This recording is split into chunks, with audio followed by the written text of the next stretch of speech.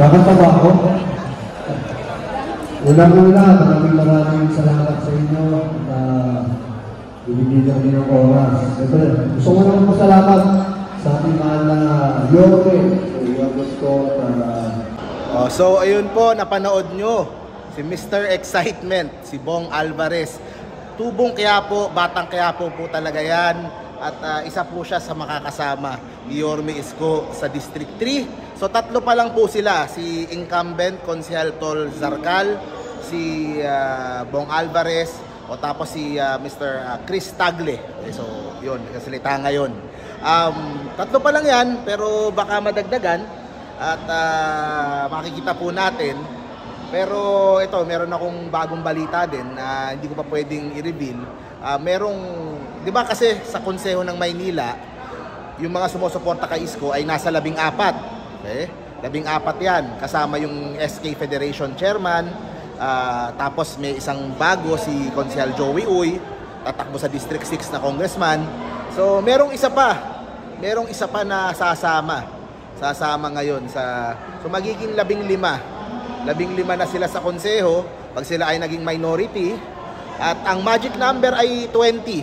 Okay? Kasi pag 20 ang iyong bilang, nasa iyo na yung majority ng konseho. Okay? Kayo na yung majority.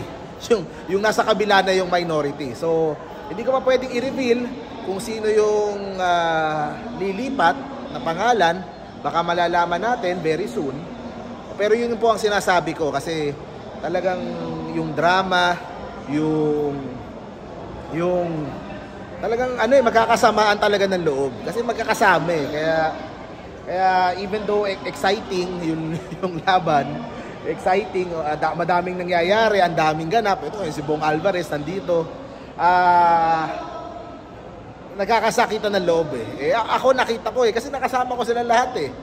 So nasasaktan din ako kapag nakikita kong gano'n. Kaso gano'n ang realidad ng politika. Alam naman nila, kita niyo naman sa mga supporters sa taas kung gaano kamahal si Yorme Isko. At talagang inevitable yung kanyang pagbabalik sa Maynila. Kaya marami pong mangyayari.